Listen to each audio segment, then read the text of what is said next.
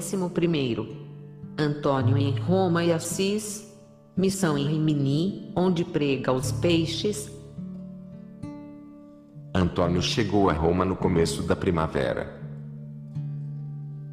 Ela regozijara-se intimamente, quando lhe mandaram que se dirigisse para a cidade santa. A mente do fervoroso monge transportava-se muitas vezes a divagar através dos palácios e basílicas da capital do orbe católico. Mas, quando seus pés tocaram o solo sagrado, logo aí lançaram raízes. A reputação que Antônio gozava na Itália, e que aumentava na França, o havia precedido em Roma. Honório III incumbira de pregar a Quaresma. Ele desempenhou-se da missão com um sucesso prodigioso. Sua alma apostólica, afinada já num diapasão tão elevado, achou acentos de zelo ainda mais vibrantes, como se a vizinhança da cadeira de Pedro, fonte de toda a verdade, lhe aumentasse a eloquência natural.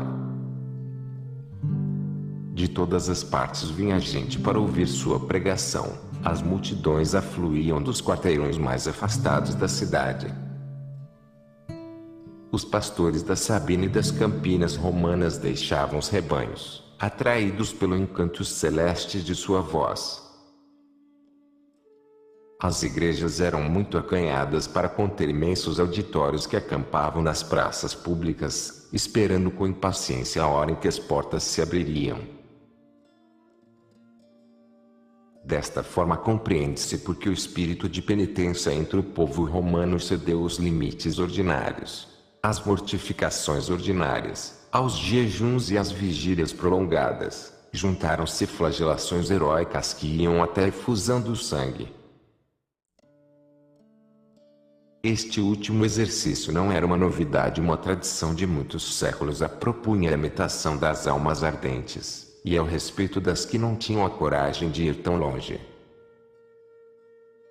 Mas, Antônio, aproveitando as disposições públicas, fez desse costume uma instituição, fundando a Confraria dos Flagelantes, que tinha por fim honrar a paixão de Jesus Cristo e expiar os pecados do mundo. Então, pela primeira vez entraram homens a formar procissões em que se disciplinavam, entoando muito devotamente piedosos cânticos.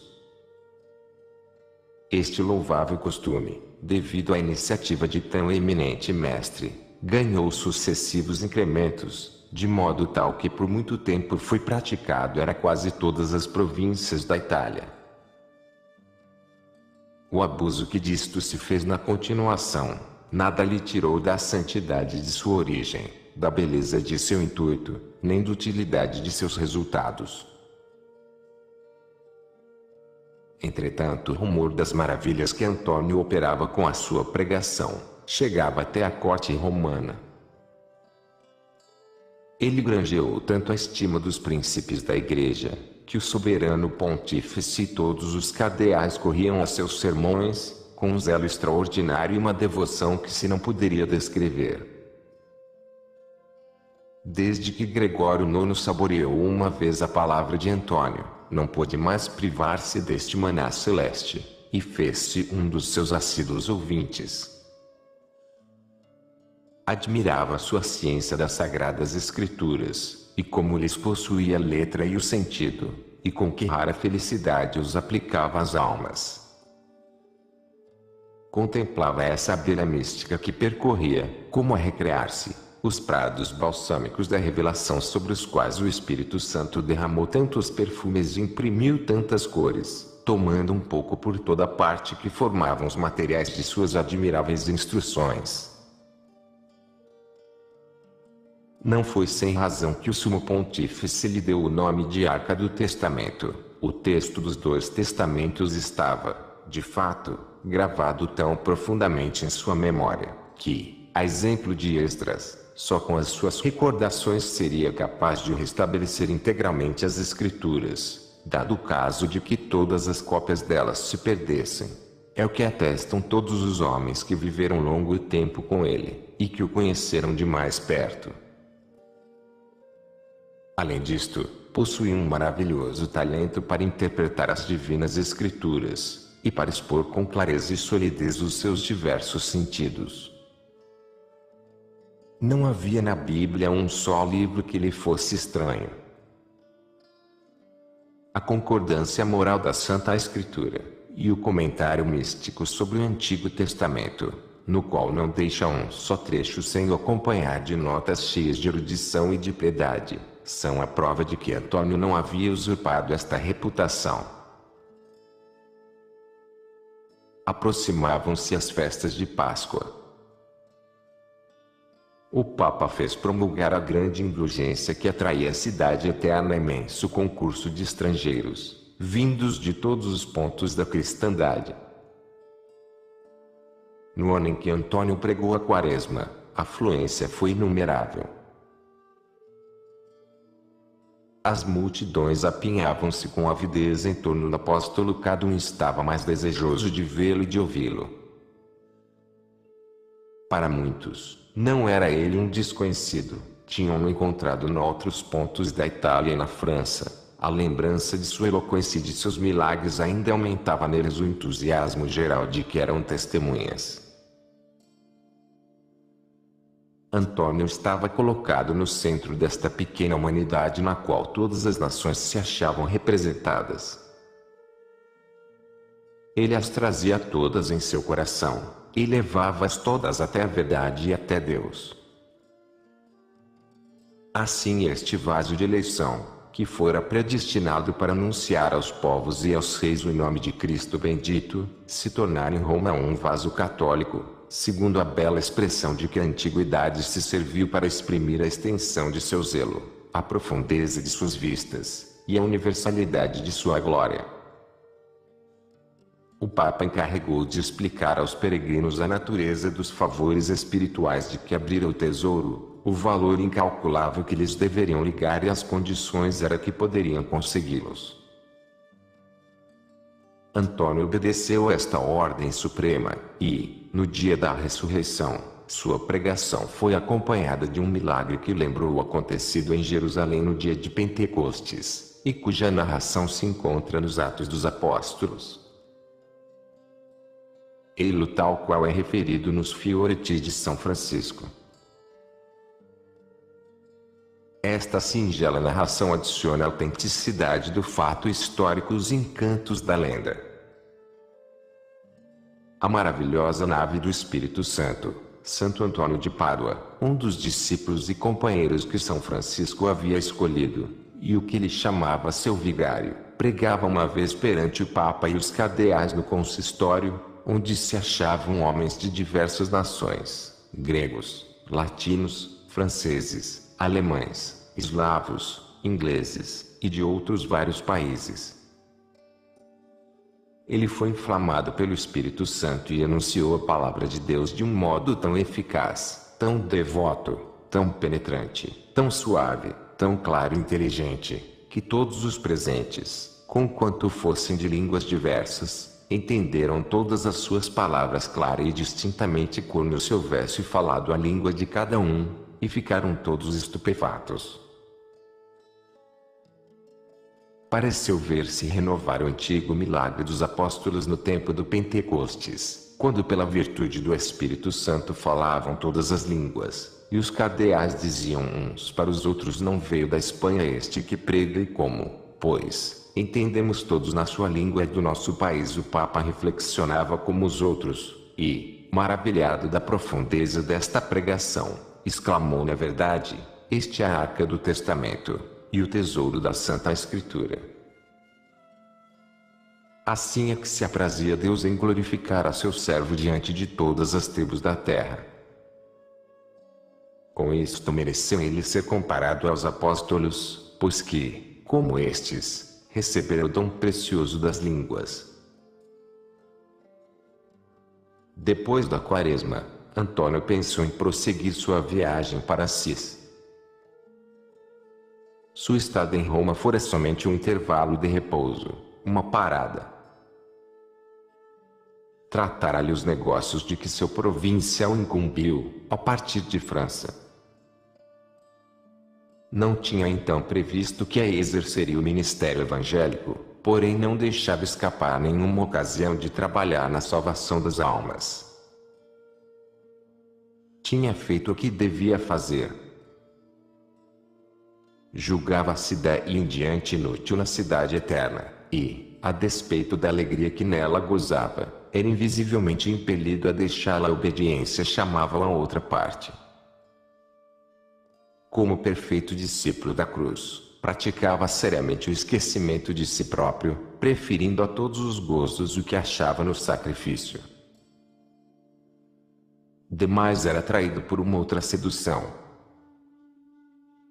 O capítulo a que ia assistir só estava indicado para o dia imediato ao de Pentecostes. Antônio tinha diante de si mais tempo do que lhe era preciso. Porém, estava impaciente por tornar a ver lugares que para ele eram cheios das mais gratas recordações. Um laço terno e forte o prendia ao Vale de Assis, a pátria de seu coração, e, por mais longe que estivesse, outra coisa não fazia senão girar em torno deste centro em que seu zelo infatigável achava o ponto de apoio. Também ao deixar o país em que a heresia exercia sua fatal influência, vinha-lhe naturalmente certa ansiedade de rever as cabanas de palha edificadas ao longo do Rio Torto, onde os caros irmãos conservavam a virgindade de sua fé e protegiam-a das cândidas populações que os cercavam.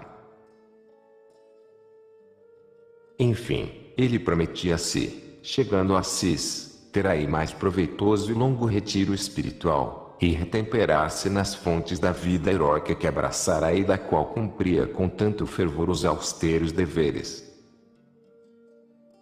Todos esses motivos lhe davam asas à alma, e não lhe permitiam diferir por mais tempo a sua partida.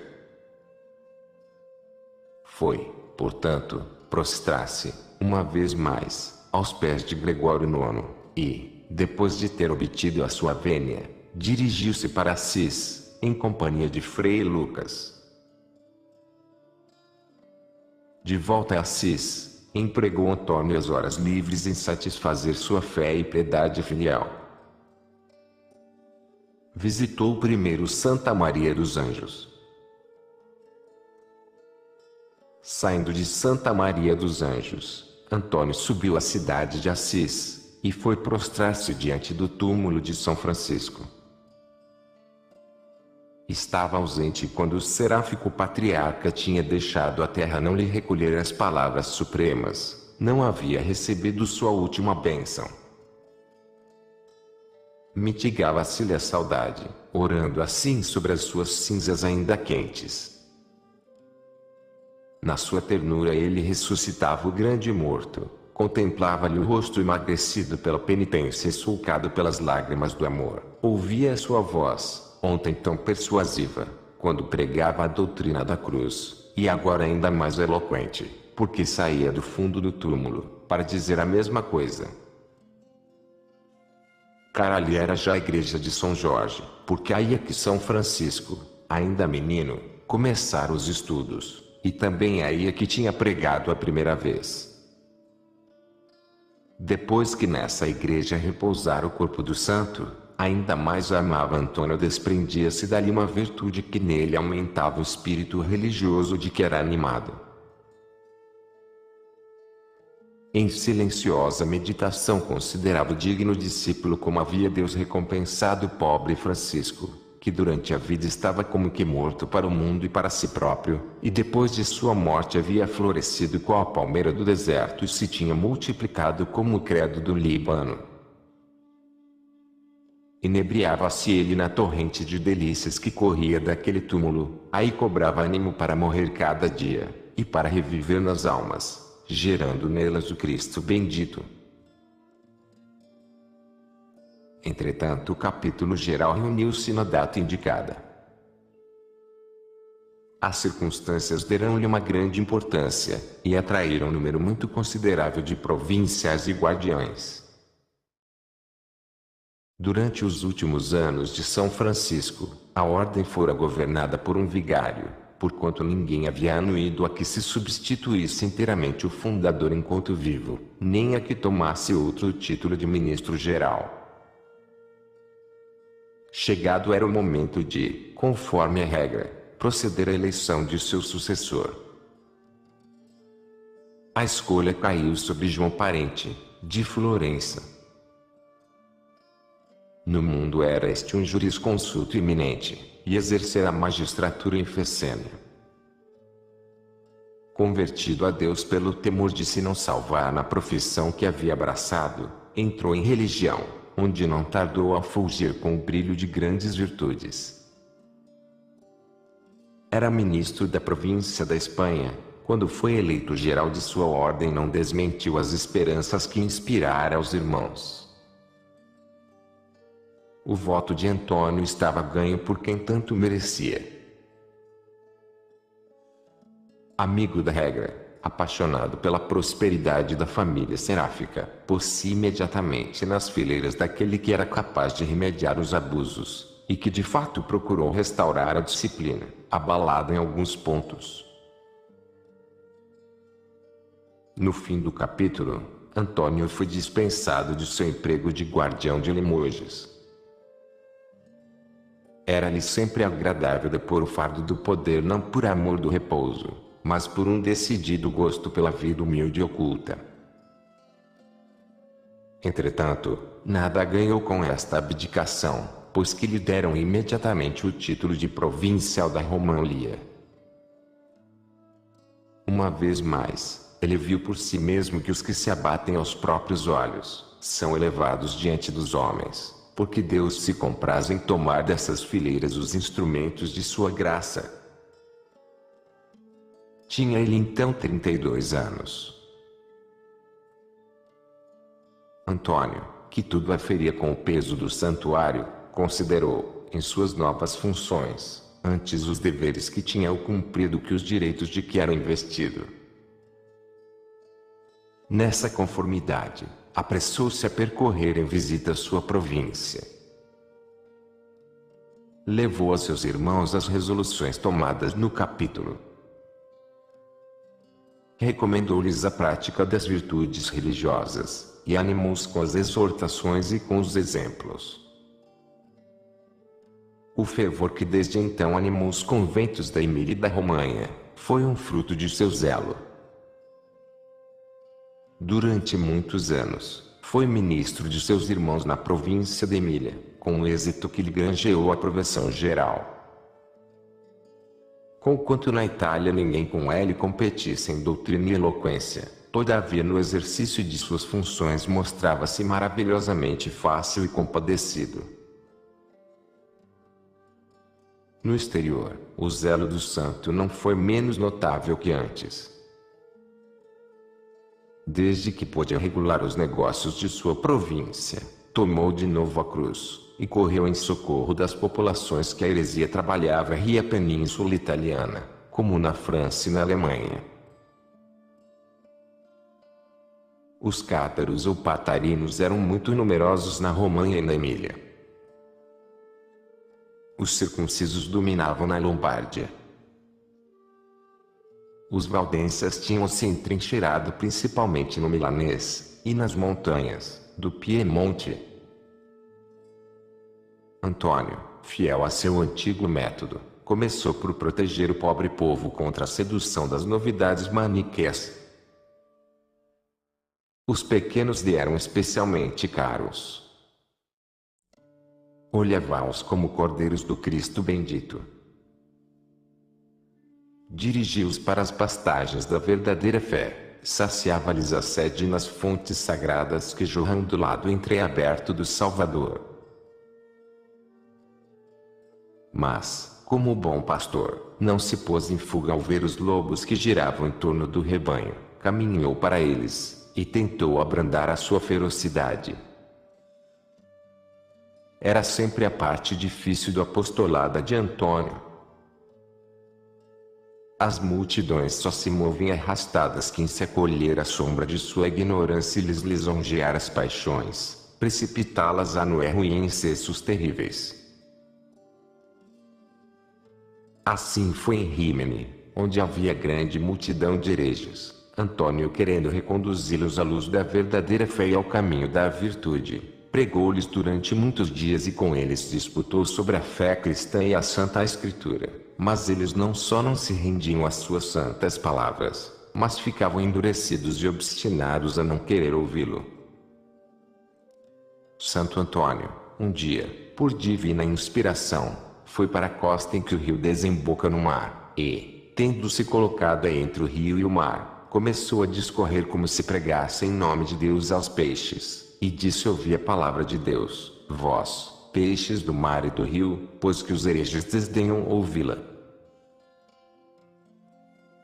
E, desde que falou, afluiu logo para perto da praia, em que ele estava uma tal multidão de peixes, grandes, pequenos e meões, que nunca nesse rio tantos se tinham visto. Traziam todos a cabeça fora d'água, e todos pareciam olhar a face de Santo Antônio. Na maior ordem todos eles em grande paz, estando na frente e mais perto da praia os pequenos, depois destes os medianos, e por detrás, onde a água era mais funda, os maiores.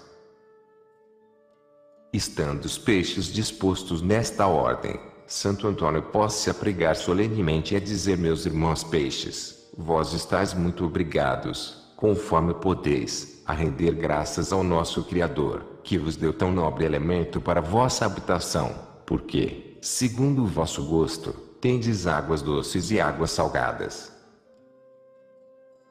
Ele vos proporcionou muitos abrigos para escapardes às tempestades, e preparou-vos ainda um elemento claro e transparente, uma nutrição de que viveis. Deus, vosso Criador liberal e bom, quando vos fez nascer, mandou que crescesseis e vos multiplicasseis, e deu-vos a sua bênção. Quando veio o dilúvio universal, morrendo todos os animais, Deus vos resguardou a todos sem dano. Depois deu-vos barbatanas para vos transportardes aonde quereis. Aonde vós foi concedido, por mandado de Deus, guardar o profeta Jonas, e após 3 dias lançá-lo de novo em terra são e salvo. Fostes vós que destes o censo para nosso Senhor Jesus Cristo, que, em sua qualidade de pobre, não tinha com que pagá-lo. Por um mistério singular, vós servistes de alimento ao Rei Eterno Jesus, antes e depois de sua ressurreição. Por todas estas coisas, estáis extremamente obrigados a louvar e bendizer a Deus, que tantos e tais benefícios vos liberalizou mais que as outras criaturas. A estas palavras e aos outros ensinamentos que Santo Antônio juntou, começaram os peixes a abrir a guela, a inclinar a cabeça, e com testes, sinais e outras mostras de respeito, a seu modo e nas suas forças louvavam a Deus. Então Santo Antônio, vendo todo o respeito dos peixes por Deus seu Criador, regozijou-se intimamente, e disse em voz alta: bendito seja o Deus eterno, porque os peixes das águas o honram mais do que o fazem os homens hereges. E animais privados de razão escutam melhor sua palavra do que os homens sem fé. Ora, quanto mais Santo Antônio pregara, mais crescia a multidão dos peixes, e nenhum deles deixava o lugar que havia escolhido. A notícia do fato, o povo da cidade correu em massa, e com eles os hereges, que, ao verem tão maravilhoso e manifesto milagre, ficaram profundamente abalados, e lançaram-se aos pés de Santo Antônio, para ouvirem sua palavra. Então o santo começou a expor a fé católica, e pregou de modo tão elevado que os hereges se converteram e voltaram à fé de Cristo, e os fiéis ficaram consolados e alegres, fortalecendo-se mais na fé.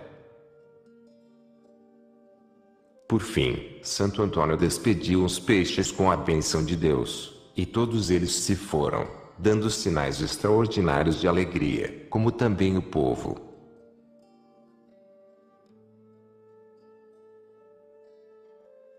Depois, Santo Antônio ficou em Rimini muitos dias, pregando e colhendo muito fruto nas almas. O efeito deste milagre foi imenso, era tão extraordinário. Realizara-se diante de tão grande número de testemunhas. As circunstâncias davam-lhe tão claro o caráter de um desafio lançado aos hereges, que havia apaixonado até os espíritos mais calmos. A partir deste momento, a palavra de Antônio recobrou todo o poder. Entre as conquistas do bem-aventurado Antônio, contava-se uma personagem notável, chamada Bonvilo. Tem este na história o nome de heresiarca, o que indica suficientemente que era o chefe da seita catara. Havia 30 anos que estava mergulhado nas trevas do erro, e tão profunda era sua cegueira, tal sua obstinação em defender perniciosas doutrinas, que se perdiam as esperanças de reconduzi-lo ao seio da igreja, mas a graça triunfou, ao fim, de seu orgulho, pelos méritos e fé ardente do bem-aventurado Bonvilo, voltando a melhores sentimentos, mostrou-se daí em diante um discípulo fidelíssimo de Cristo, e perseverou até a morte em sua obediência. O homem de Deus, Antônio, que de tão perto seguiu tudo a seu seráfico patriarca, parecia ter dele recebido em herança o espírito de reconciliação. Porque o papel de iniciador fazia parte de sua vocação, ele foi dos primeiros, entre seus irmãos, que entrou por esse caminho, no qual tantos outros o seguiram durante 2 ou 3 séculos.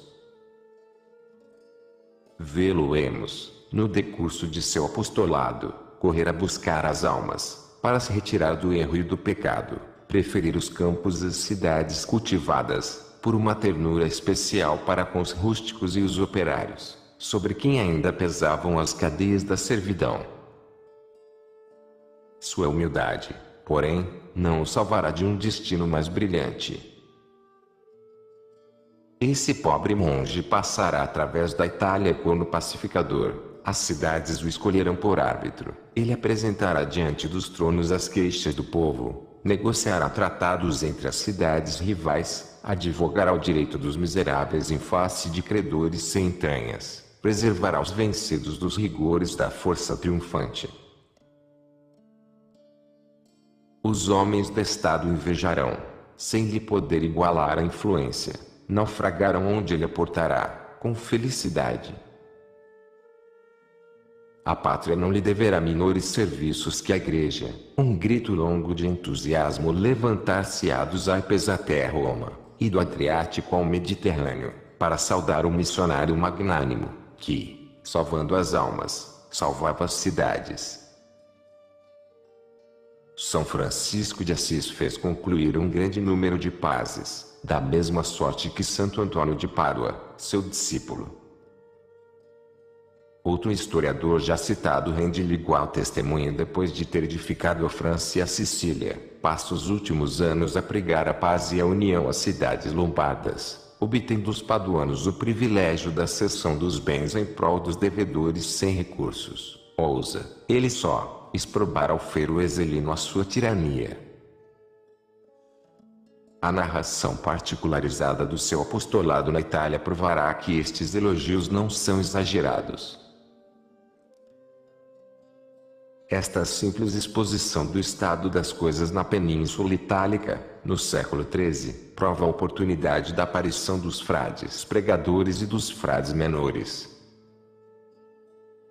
Evidentemente, não foi o acaso que os suscitou. Eles não eram o resultado dessa força plástica que alguns descobrem cada manhã, gratuitamente, nas entranhas da humanidade.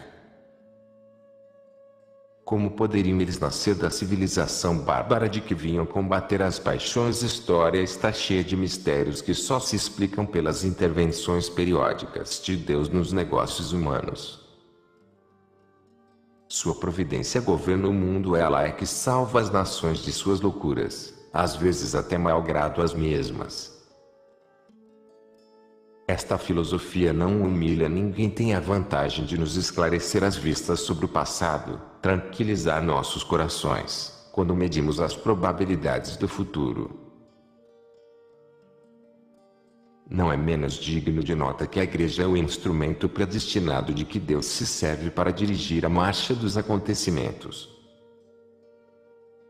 Esta igreja que parece pairar entre o céu e a terra, e ocupar-se mais da eternidade que do tempo, que divulga dogmas abstratos e se mantém de preferência nas alturas dos interesses morais, esta igreja foi feita deveras para a sociedade. Ela é figurada pelo fermento que a mulher do Evangelho mistura 3 alqueires de farinha, a fim de que, dilatando-se, faça crescer toda a massa. A igreja entra em combinação com a sociedade de quem é a alma. Ela exerce sobre todos os seus elementos uma ação necessária às leis, às ciências, às artes, à família, os costumes, nada lhe escapa. E porque lastimá-lo a igreja dá a tudo o que toca, um valor que não pode vir de outra origem. Não ofende nenhum direito, não susta nenhum progresso, em compensação, previne muitos males, e cura outros ainda maiores. Por quê, pois, tratá-la como se fosse um perigo quanto ao cercá-la só de um falso respeito, e pô-la fora da vida social, não é também isto, nem mais justo nem mais acisado. O mundo não se dispensa impunemente da igreja. Na Idade Média, quando os destroços do Império Romano e as raças novas, vindas do norte, se encontraram num choque formidável, acabada seria a Europa, se a igreja aí não estivesse, e se não houvesse ela desdobrado as asas de seu gênio sobre esse caos humano, para lhe coordenar os materiais, para lhe regular os movimentos, e tirar deles uma harmonia relativa, donde a guerra não foi totalmente banida, mas que não deixou de ter beleza e grandeza. Seria uma ilusão crer que na hora presente a sociedade europeia, assentada em bases inabaláveis, não precise mais de sua pedagogia. Seria a ingratidão negra olvidar os seus benefícios. Os monges são o braço com que a Europa move a humanidade. Eles são a mais perfeita forma do espírito do Evangelho, possuem todas as suas santas energias, a fé, o entusiasmo e a disciplina fazem deles soldados da vanguarda, terríveis para o mundo, que é o inimigo de Jesus Cristo e de sua igreja. Nasceram na hora matutina, desdobrando-se em vastas unidades, enchendo o espaço e atravessando os séculos, prestando às almas serviços assinalados, não devia mais desaparecer. Não ficaram, é verdade, ao abrigo das decadências, mas, quando uma instituição caía, gasta pela luta e às vezes pelo próprio triunfo, outra lhe tomava o lugar, quase como se vê nas florestas um carvalho carcomido que não pode morrer de todo, e que brota um vigoroso rebento, na hora mesmo em que abandona os ramos à fúria da tempestade. Assim os monges sucedem aos monges, para corresponderem às necessidades dos poros e ajudá-los a viver. No século XIII, era a vez dos frades pregadores e dos frades menores. Eles ainda estão de pé, jovens a despeito de sua idade, e bravos como nos dias heróicos de São Domingos e de São Francisco. Sua história certamente lhes granjeará simpatias, mesmo ante os preconceitos dos nossos contemporâneos,